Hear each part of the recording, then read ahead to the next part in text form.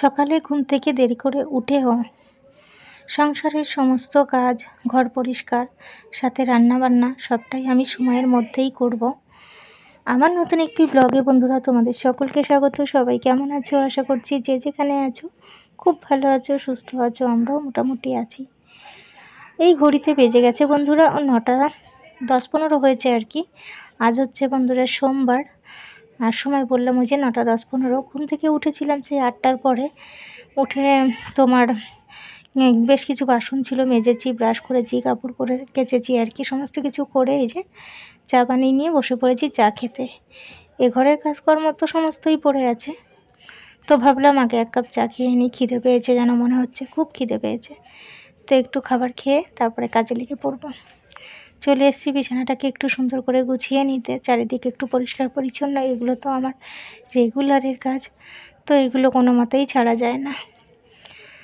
তো বন্ধুরা, আশা করছি আজকের ব্লগটা তোমাদের সবার খুব ভালো লাগবে। সবাই আমার সঙ্গে থেকো, দেখতে থাকো।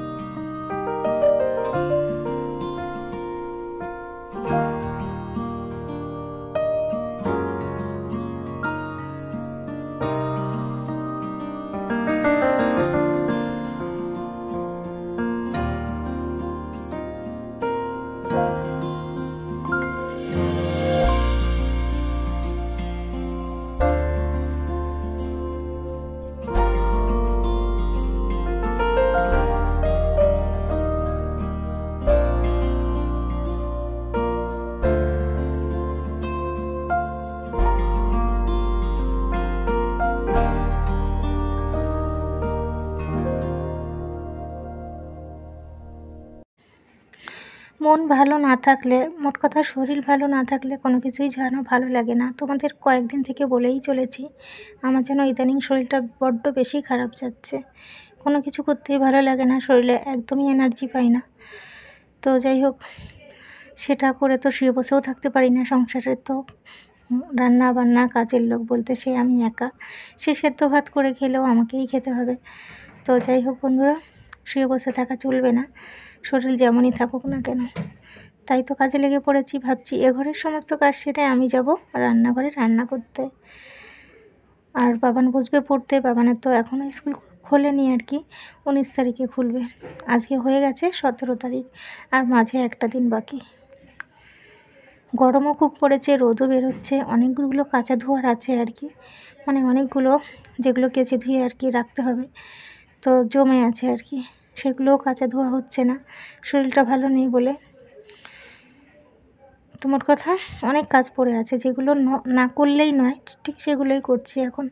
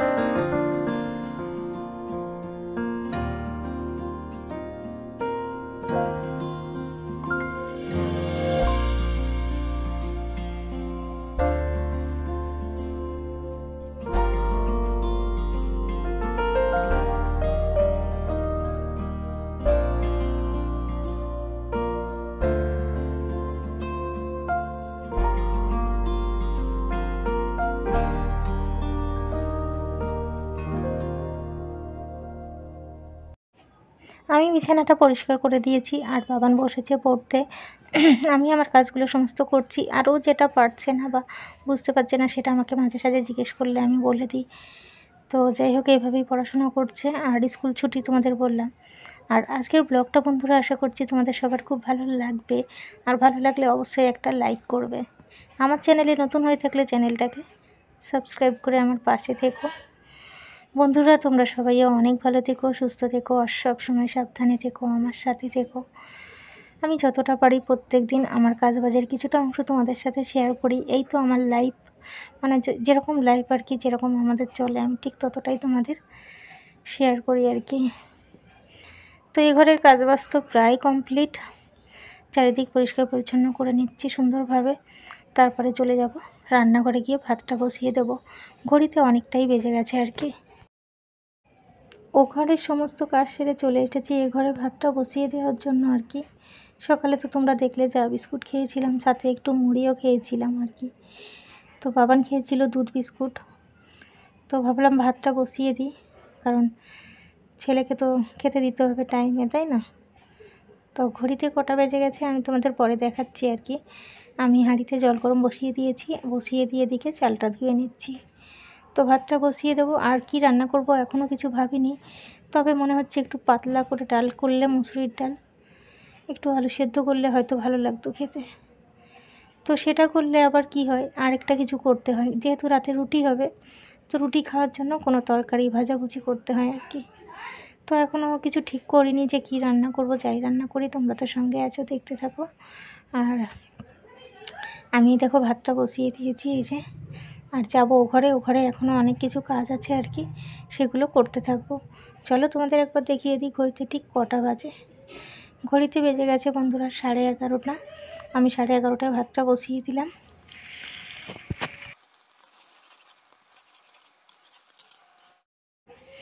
ভাতটা হয়ে যেতে উপর করে দিয়ে আমি বন্ধুরা ডিম দিয়ে সয়াবিন আলু দিয়ে একটা তরকারি বসিয়ে দিয়েছি। যে তরকারিটা আমরা দুপুরেও খেতে পারবো, আবার রাতে রুটির সাথেও চলবে।